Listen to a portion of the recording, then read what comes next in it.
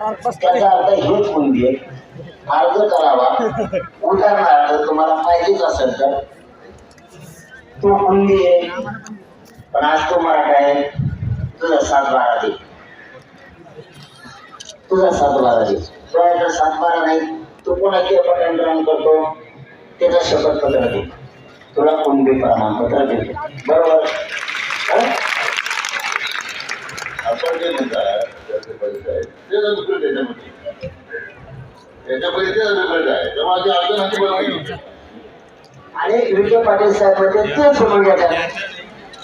बरं, ही झाली एक बाजू. आता शेत करावं लागेल बरं का. पण तुम्हाला सुधारित आणखी आदेश द्यायचे त्यात 1-2 दिवस तुमच्या हातात आहे.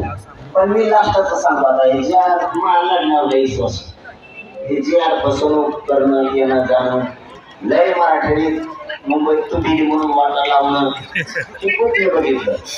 जरी तुम्ही फसलं तरी मराठी कदारणार नाही. मराठी कदारणार का? तिथे आता आम्ही आपले मोकळे बघितले कोणत्या मोकळ्यात कसं राहायचं. दुसऱ्या मराठी थोडक्या जसा पाय ठेवला नाही तो तशा थोडक्या पाय ठेवून थोड्यासारखं करू शकतो.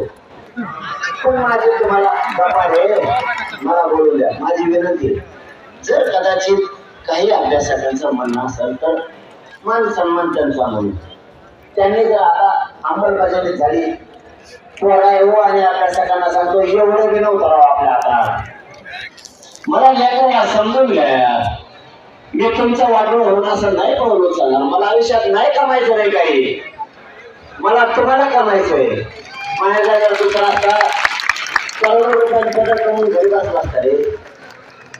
जर चुकलं तर विखे पाटील साहेबाला सांगतो, मला उद्या परवा अभ्यासक जर येऊन म्हणले की पाटील इथं फसवणूक झाली तर विखे पाटील साहेब एकच शब्द पाहिजे आम्हाला तुमच्या, त्याचा सुधारित हे जे काढा. एक नंबर. बरोबर बरोबर पाटील साहेब, एकदम बरोबर.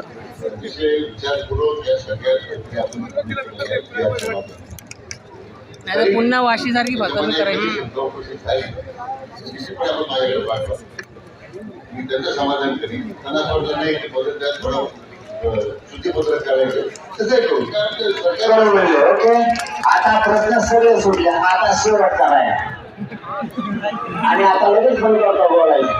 म्हणजे आपण क्वेश्चन आपण काय करायचं काय नाही तर ठरवू. पण आता येत करायला विखे पाटील साहेब आम्ही काही शिल्पीच करत होतो. गरुडाची प्रमोट होता कधी काय मागत नाही. पश्चिम महाराष्ट्राचं गॅजेटच घेतलं तुमचं.